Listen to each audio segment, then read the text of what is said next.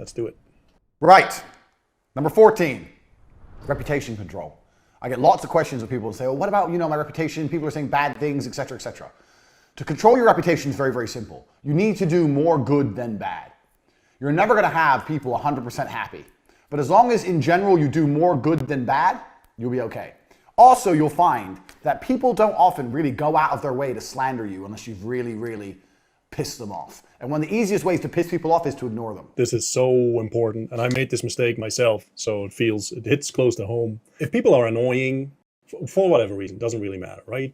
Maybe they're right, maybe they're wrong. But if people have a complaint or they have something that they want to share with you, they want to communicate, and you ignore them, like they go ape shit. For a lot of people, this is the only thing in their life at that moment. Like a lot of people don't really have much to do or to live for or to focus on.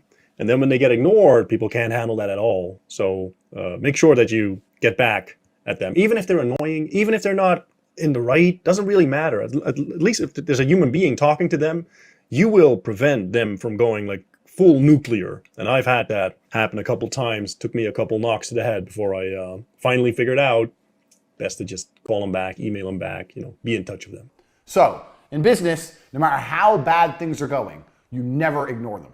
Even if they're blowing up your email and messaging you nonstop, I'm unhappy, I'm unhappy, I'm unhappy, try and find a solution. People only get worse and they only get bitter if they're ignored.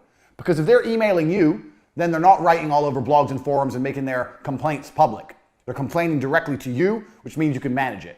So this is another very important thing about business. Everything I've taught you so far, you obviously see there was some struggles along the way.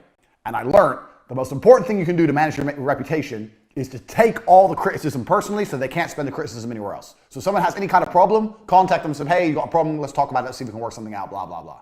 Even if they're a complete unreasonable idiot. If you continue to email them back and forth and let them vent a little, they're very unlikely to continue to just spread crap all over the internet. Because that's the world we live in now. It's easy to find customers with the internet and it's easy to lose customers with the internet. So for reputation control, make sure you're prepared to speak to people even when they're being dicks. That's point 14. Usually the people that write these long novels on blogs and comments, these people make it their life mission to see you fall and to make sure that everyone knows what an asshole you are.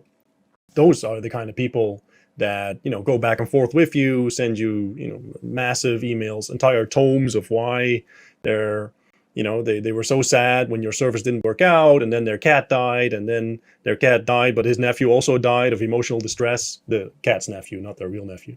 So stay in communication. And also, this also gives you the upper hand in case something ever blows up. In that case, you can always say, hey, this isn't right. We tried to make it right. We tried to do everything we could.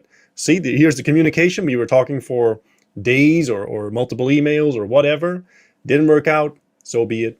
And I would go one step further. And if someone is disgruntled, someone isn't happy with the service, I don't know, if there's a complaint, I'm very likely to give them their money back just to get them off my plate. I used to do this in real estate. I do this in every business that I've ever ran, also when I sold courses and training, etc. If someone is a pain in the ass and you're not going to get along and you're not going to be able to, solve it together, I happily give them their money back. Just go away. Here's your money back. I'm very sorry it didn't work out. Have a great day. Bye now.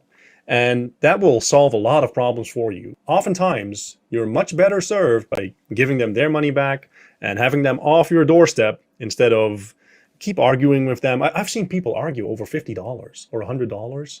Now, I know maybe it's a lot of money, and even when you're tight on money, but still way better to just give them the money, have them gone, because the reputation damage from someone that goes apeshit is going to be way more than just $50 or $100. So reputation, very important.